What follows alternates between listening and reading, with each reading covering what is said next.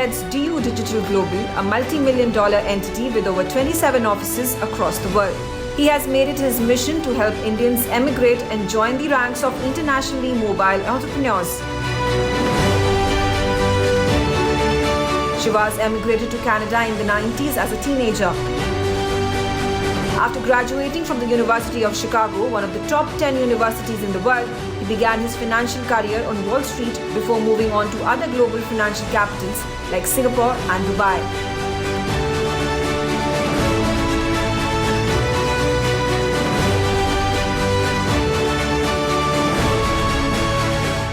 Hello and welcome. You're watching NewsX and you're seeing yet another episode of NewsX Wahoo. Joining me on the broadcast is a very special guest, Shivas Rai. He's the CEO of DU Digital Global, and he has made his mission to help Indians emigrate and join the ranks of internationally mobile entrepreneurs. But what's the story of Shivas? Because he was living in India, went ahead and studied in Canada, and then started off with a startup.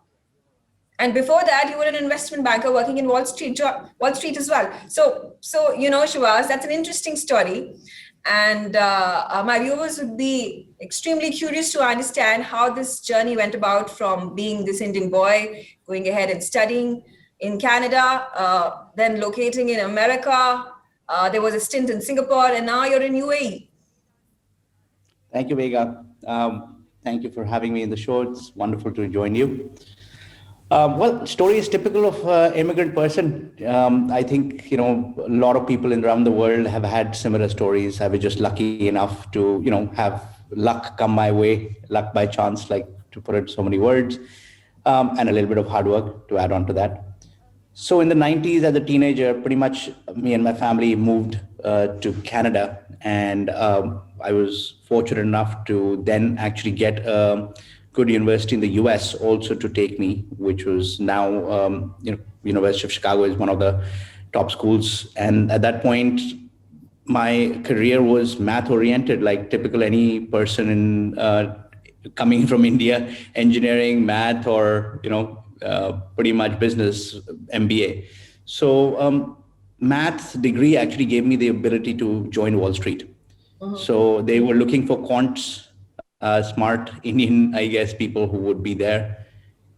Canada gave me the opportunity to get a Canadian passport, which is where my global journey began. And then moving into the US was relatively easier because of that passport.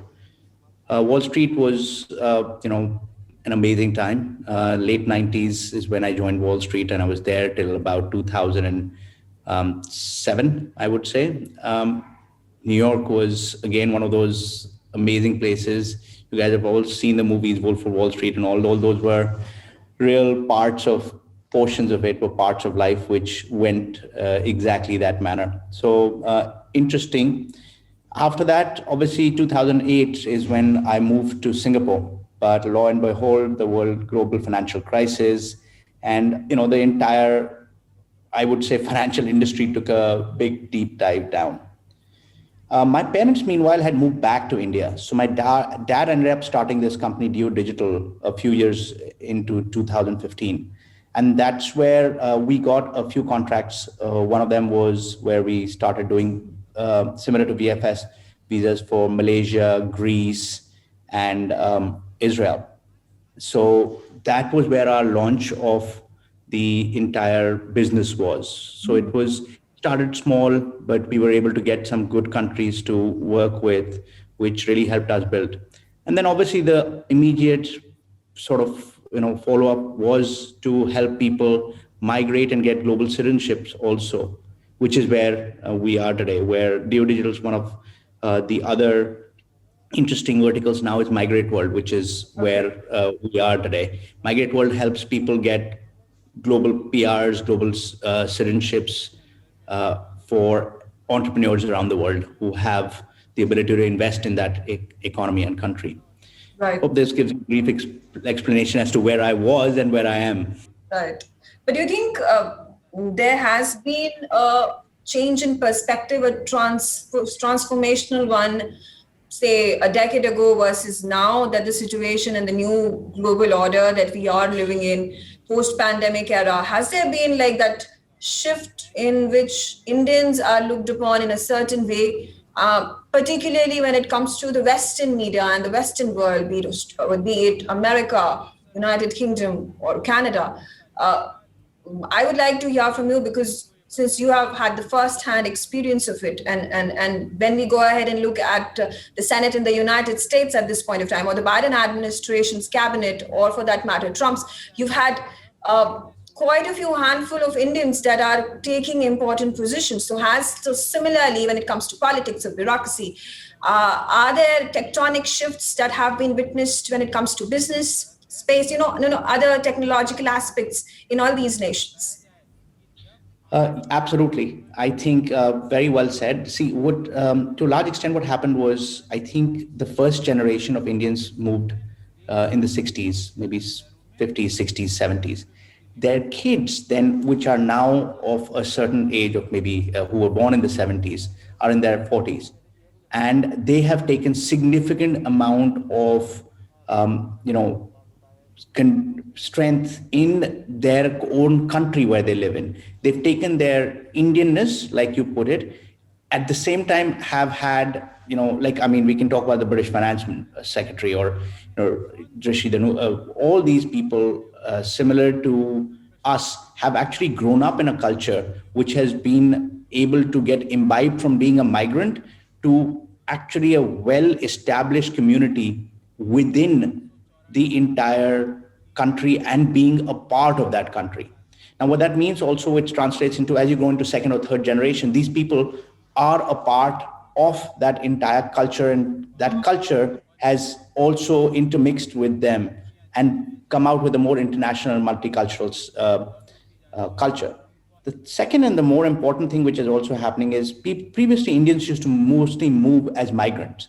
Now the countries like Europe, which has now programs to invite global people just to buy property and get them PRs, or start up a business and get them PRs, or get them golden visas in various parts of the world. These are all, high net worth individual programs or larger, value of investing programs. So these require Indians to also have a certain amount of wealth in them, which is what's happened in the last few years. India's economy has become a significant force in the world, right? And that automatically attracts not just talent, but more importantly, wealth that the countries want to, be a part of. And I think that's made a big difference also in the way from moving from migrants to business people. I thank you once again for joining me on this special broadcast and telling me about DU Digital Global, telling me about your global journey.